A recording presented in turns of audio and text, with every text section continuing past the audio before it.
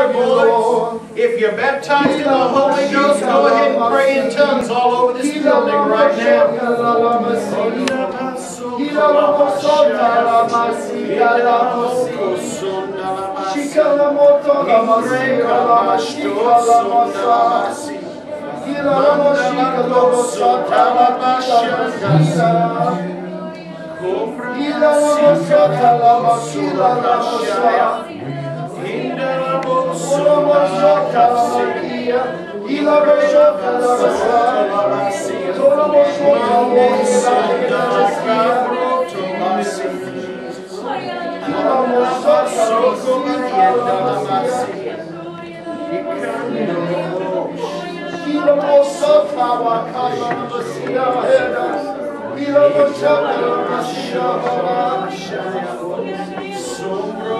Come on, this is the refreshing somebody needs right now.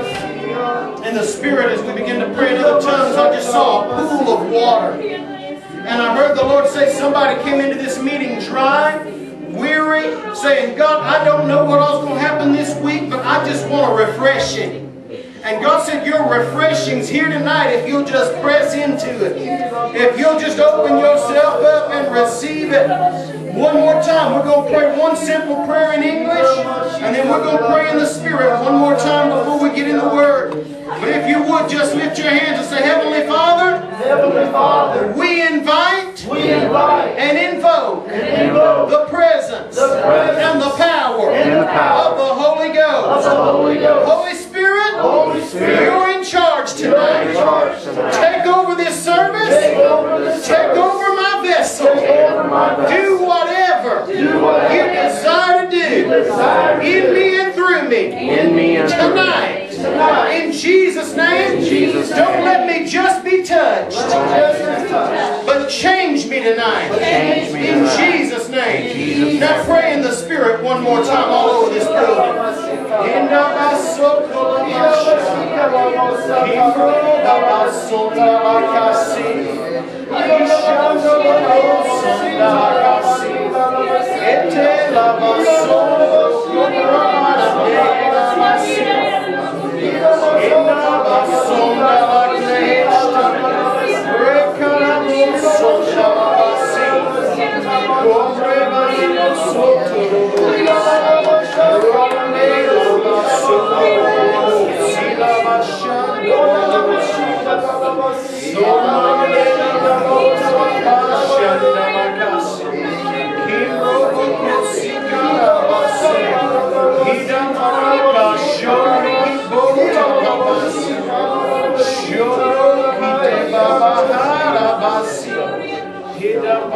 Father, I thank you that the anointing we've received of you abides in us. And I just ask you to let that anointing rise up in me tonight to remove every burden and destroy every yoke. Let rivers of living water flow out of our bellies tonight to refresh the thirsty, to revive the weary. And I remind you of what you said in your word, that everywhere the river goes, there was healing and there was life.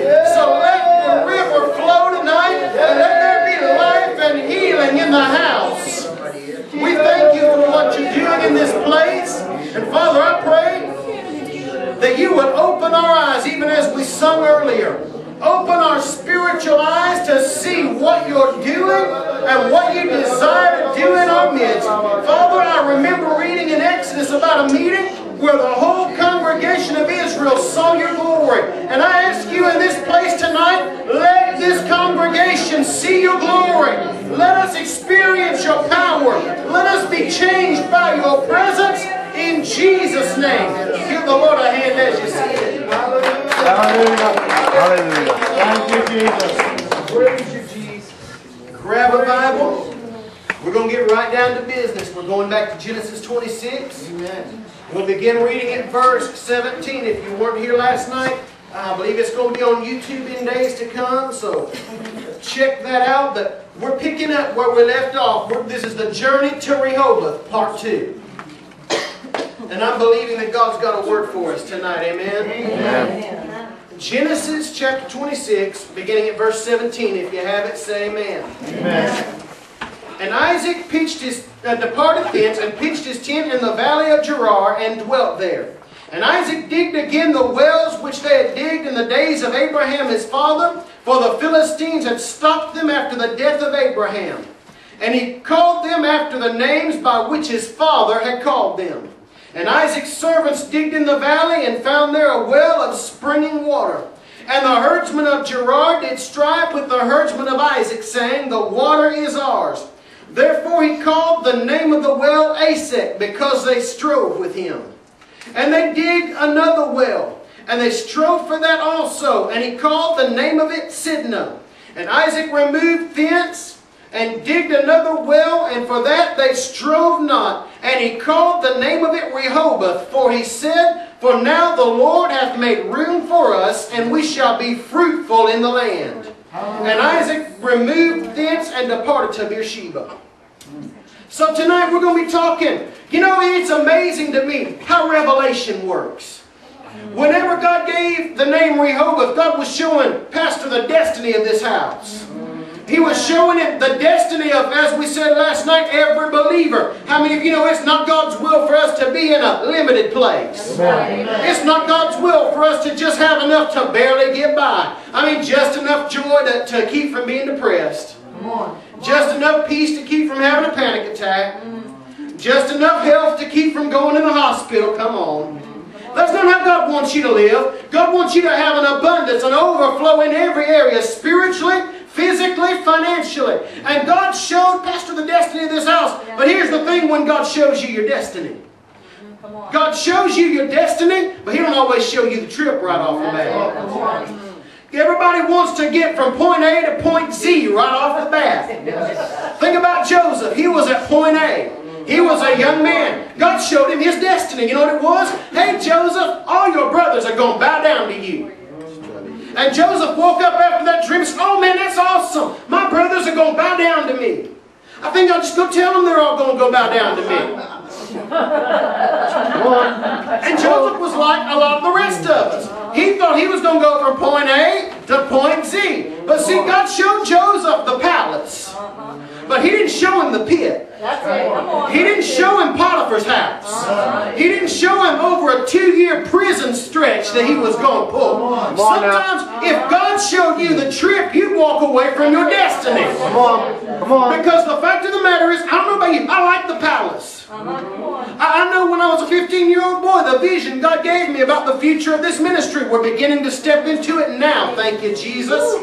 But see, when God gave me that vision at 15, I thought by my early 20s I'd be walking in it. I mean, I was ready. I was ready to move out. And there were a few years ago I tried to move out prematurely. That's a whole other story. And I mean, nothing would work out. Right now we're on radio. God's told me as a 15-year-old boy we'll eventually be moving to television. And I was ready a few years ago. I mean, contacting TV networks, finding out how to put TV programs together, getting ready to move. And the Lord spoke to me in a dream and basically said, Jeremy, your ducks aren't in a row yet, so just hold off. Come on. Just wait. And I'm thinking, God, how long is it going to take to get my ducks in a row? And God, would you please do me a favor? Just tell me how to get my ducks in a row. I'll be glad to do whatever it takes to get my ducks in a row, because frankly, I didn't like the pit that I was in at that time. I didn't like the season I was in at that time. Come on.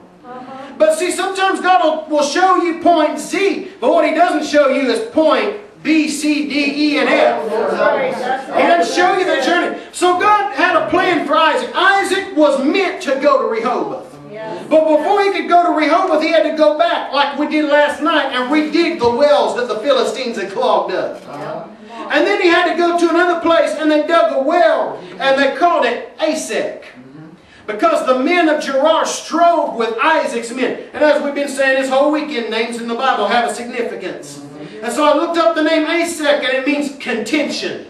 I don't know about y'all, but I don't like that word. I like the word peace. Yes.